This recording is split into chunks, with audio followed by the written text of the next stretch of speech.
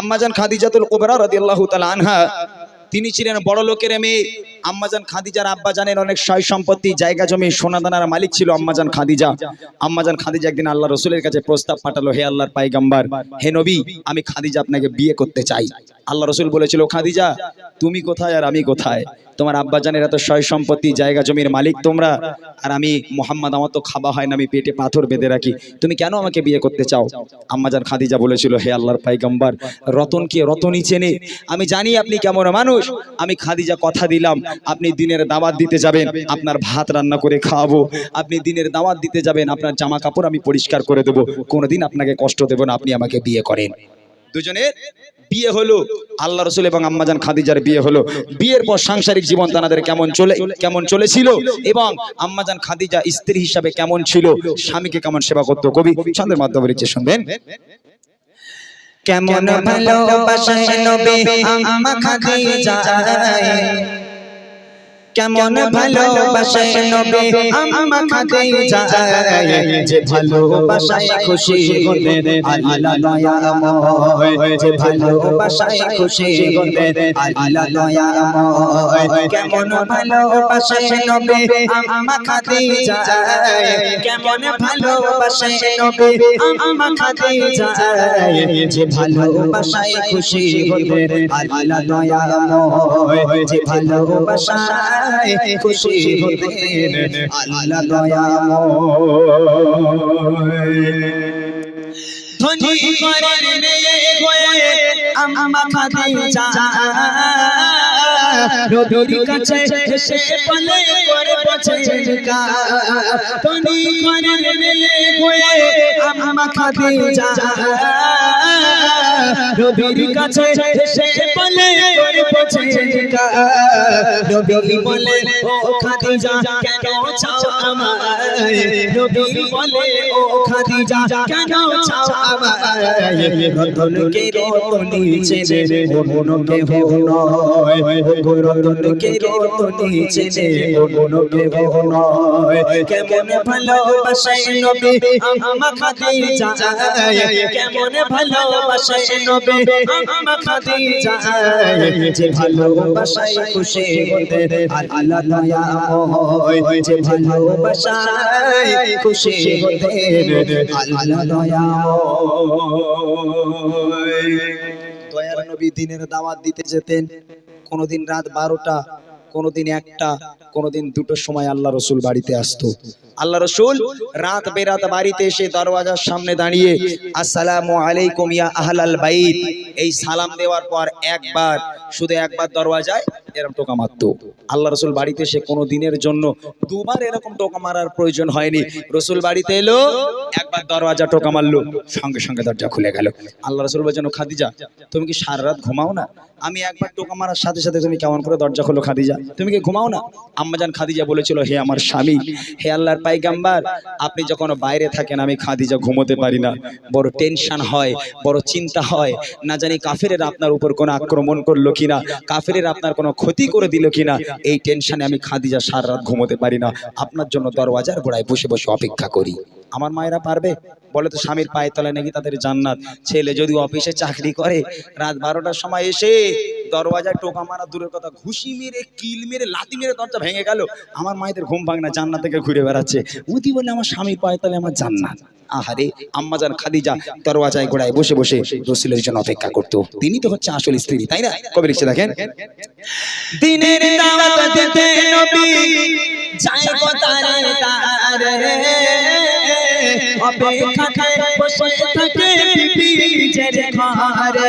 দিনের দাওয়াত দিতে নবী যায় গো তারে তারে, অপেক্ষায় বসে থাকে বিবি নিজের ঘরে। দরজা টোকা দেবার সাথে দরজা খুলে যায়, দরজা টোকা দেবার সাথে দরজা খুলে যায়। বিবি বলে, আপনি ছাড়া ঘুম নাহি হয়, গো বিবি বলে আপনি ছাড়া ঘুম নাহি হয় কেমন ভালোবাসে নবী আম্মা খাদিজা কেমন ভালোবাসে নবী আম্মা খাদিজা যে ভালোবাসায় খুশি হতে আল্লাহ দয়াময় যে ভালোবাসায় খুশি হতে আল্লাহ দয়াময় একদিন আল্লাহ রাসূল বাড়িতে এলো দরওয়াজায় টোকা মারলো, দরজা খুলে গেল। আম্মাজান খাদিজার সামনে দাঁড়িয়ে আছে। আল্লাহ রাসূল আম্মাজান খাদিজাকে দেখে হাউমাউ করে কেঁদে উঠেছে। কেন জানেন? আল্লাহ রাসূল দেখছে মা খাদিজা দাঁড়িয়ে আছে আর খাদিজার জামাটা এমন ভাবে ছিঁড়ে গেছে। আল্লাহ রাসূল এই দেখে সহ্য করতে না পেরে হাউমাউ করে কেঁদে উঠেছে। আম্মাজান খাদিজা বলছে, হে আমার স্বামী, আপনি কাঁদছেন কেন? কি হয়েছে আপনার? বলে, ও খাদিজা, তুমি কোন ঘরের মেয়ে খাদিজা? তোমার আব্বার এত সয় সম্পত্তি, এত জায়গা জমি, সোনা দানার মালিক তুমি খাদিজা। সব সোনা দানাগুলো এনে আমি নবী আমার রাস্তায় তুমি কুরবানি করে দিলে, সব ব্যয় করে দিলে। আজকে তোমার অবস্থা দেখো খাদিজা, তুমি দাঁড়িয়ে আছো, তোমার জামাটা এমন ভাবে ছিঁড়ে গেছে, আমি স্বামী হয়ে তোমার জামাটা সেলাইও করে দিতে পারবো না। ও খাদিজা, আমি তোমাকে ভালো রাখতে পারলাম না। আম্মাজান খাদিজা বলছে, হে আমার স্বামী, আমি আপনার কাছে কোনোদিন কষ্ট পাইনি, তবে কোনোদিন তো কিছু চাইনি, 3টে আবদার রাখবো, আপনি কি পূরণ করবেন? বলে, বলো খাদিজা। আম্মাজান খাদিজা বলছে, আমার প্রথম নম্বর আবদার, আমি খাদিজা যেদিন ইন্তেকাল হয়ে যাব, যেদিন মারা যাব, ওই দোকান থেকে কাফন কিনে আমাকে পরালে হবে না, তাহলে আপনার এই পিরান, আপনার এই জুব্বা মোবারক আমাকে কাফন করে দিতে হবে। দ্বিতীয় নম্বর আবদার হলো, আমি খাদিজা যখন আমাকে কবরে শোয়ানো হবে, কবরে শোয়ানোর আগে আপনি নিজে কবরে নামবেন, কবরে নেমে কবরে 4-5টা একবার হাঁটবেন, কেননা আমি খাদিজা বড় কবরের আযাবের ভয় পাই। কবর যদি আমাকে আযাব দেয়, পিষে দেয়, আপনার পায়ে ছাপ থাকলে কবরের ক্ষমতা নেই আমাকে আযাব দেবার। আর তৃতীয় নম্বর আবদার হলো, মুনকার নেকির ফারিস্তারা যতক্ষণ আমার সওয়ালের জবাব না করবে, আমার কবরের ধারে আপনাকে বসে থাকতে হবে, আপনি বাড়ি যেতে পারবেন না। এই 3টে আবদার কি আমার রাখবেন? আল্লাহ রাসূল বলছে, খাদিজা, তোমার 3টে আবদার মেনে নিলাম। আমার মায়েরা, আপনারা কি এরকম আবদার করেন? এই দেখো, আমার ওই মৃত্যুর পরে একটু ভালো কাফন কিনে দিও, একটু ভালো করে কবর দিয়ে এরকম বলে। ও সব না, আমার মায়েদের আবদার। দেখো, এই রবিবার থেকে রোজ আসে দীঘায় যাবে বললে যাবে না, একটু বকখালি ঘুরতে যাবে বললে যাবে না। আমার মায়েদের আবদার এরকম। কিন্তু আম্মাজান খাদিজা কি আবদার করেছিল, কবে লিখছে দেখেন। বিবি বলে, ও স্বামী, মরণের পরে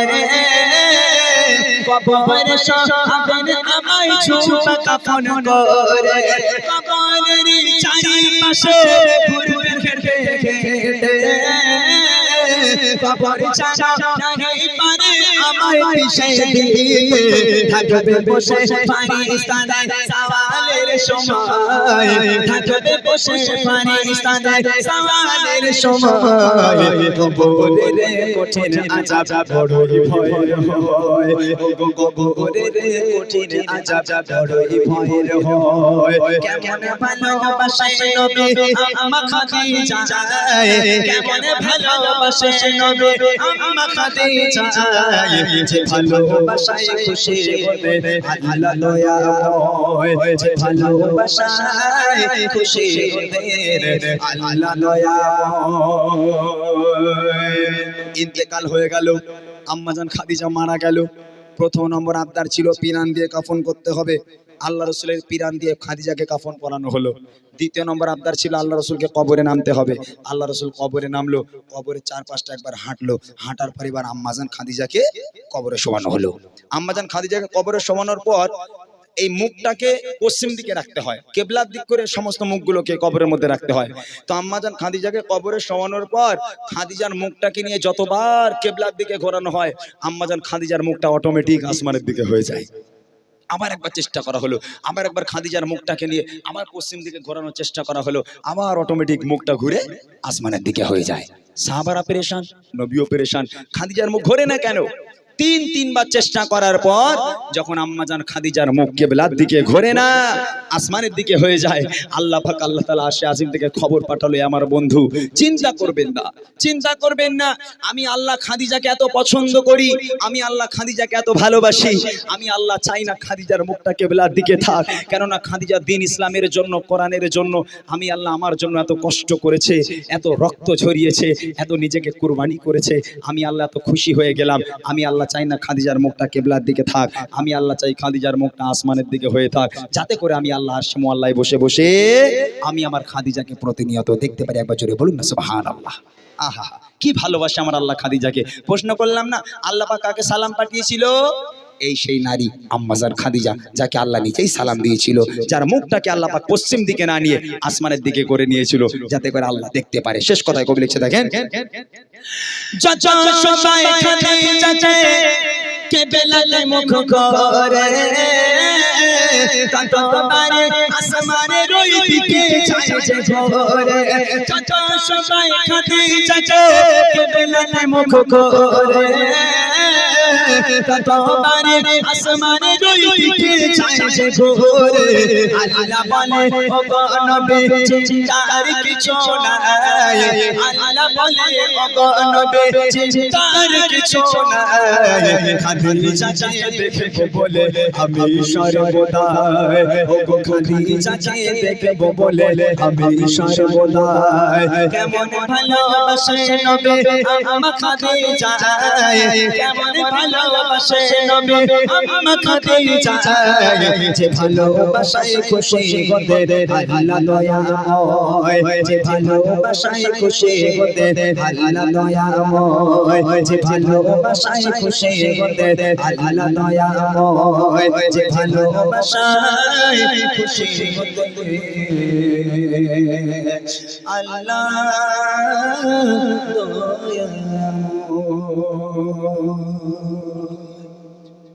যাক আলহামদুলিল্লাহ, আমি খুব খুশি আজকে। যদি বলেন কেন, মায়েরা যেভাবে চুপচাপ বসে বসে শুনছে আমি অবাক। মেয়েরা সামনে বসলে কোনোদিন গজল শোনে না, সব হাঁড়ির গল্প।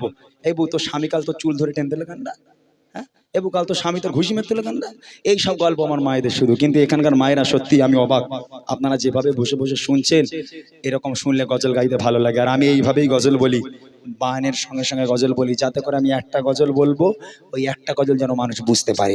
এই ধরনের আরো কিছু গজল আছে, অপেক্ষা করবেন, ওটাওটি করবেন না। আমরা ভাইদের কণ্ঠে দু একটা কালাম শুনবো, তারপর আমি আসবো আম্মাজান ফাতেমা কেমন নারী ছিল, আম্মাজান ফাতেমার মৃত্যুর ঘটনা, ইহুদি নারী এবং বুড়িমা কয়েকটা মূল কালাম আছে, এগুলো ইনশাল্লাহ আমরা শুনবো। কেউ ওটাওটি করবেন না, সকলে বসবেন, এই ধরনের কিছু গজল আপনাদেরকে শোনানো হবে। মাশাআল্লাহ, শুনলেন খুব সুন্দর কালাম ইমরান ভাইয়ের মুখ থেকে। আরো কিছু এরকম কালাম আছে একদম নতুন কালামে বছরের, ইনশাল্লাহ আপনাদেরকে শোনাবেন। তার আগে আমি ছোট্ট করে একটি জানাশোনা নাত এবং আরেকটি নাত পড়বো, তারপর ইনশাল্লাহ আবার ইমরান ভাই আসবো। অনেকক্ষণ তকবীর হচ্ছে না, বাচ্চারা তোমরা জমে গেছো নাকি? আর একবার শরীরটাকে ঝাঁকি দিয়ে নাও, নারায়ে তাকবীর। সাউন্ড, ওই তকবীরের আওয়াজ কমে গেলে আমরাও কিন্তু বাড়ি যাওয়ার জন্য রেডি। তকবীরের আওয়াজ কমলে হবে না, জোর করে দাও নারায়ে তাকবীর। একটা জানাশোনা নাত গাইবো, যদি জানা থাকে আমার সাথে বলতে পারবে? আচ্ছা দেখি, চলো। ওরে ও ভূমি মদিনার ভূমি, ওরে ও মাটি মদিনার মাটি, দুই দিকে দুই সাথী গায়, বিছখানে আমার নবী জিন্দা শুয়ে রয়। শুনেছো গজল?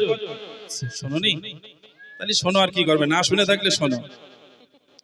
ওরে ও ভূমি মদিনার ভূমি, ওরে ও মাটি মদিনার মাটি, দুই দিকে দুই দিকে দুই দিকে দুই সাথী গায়, বিছখানে আমার নবী জিন্দা শুয়ে রয়, বিছখানে আমার নবী জিন্দা শুয়ে রয়। ওরে ও ভূমি মদিনার ভূমি, ওরে ও মাটি মদিনার মাটি, দুই দিকে দুই দিকে দুই দিকে দুই সাথী গায়, বিছখানে আমার নবী জিন্দা শুয়ে রয়, বিছখানে আমার নবী জিন্দা শুয়ে রয়। যেতে যদি পারতাম আমি সোনার মদিনায়, সালাম আমি দিতাম গিয়ে নবীজি রওজায়। যেতে যদি পারতাম আমি সোনার মদিনায়, সালাম আমি দিতাম গিয়ে নবীজি রওজায়। মদিনার ওই ধুলাবালি পাই যদি সামনে আমি, মদিনার ওই ধুলাবালি পাই যদি সামনে আমি, মানতাম আমি পেলে পরে সুরমা বলে গায়। যায় বিছখানে আমার নবী জিন্দা শুয়ে রয় বিছখানে আমার নবী জিন্দা শুয়ে রয় ওরিও ভূমি মদিনার ভূমি ওরিও মাটি মদিনার মাটি দুই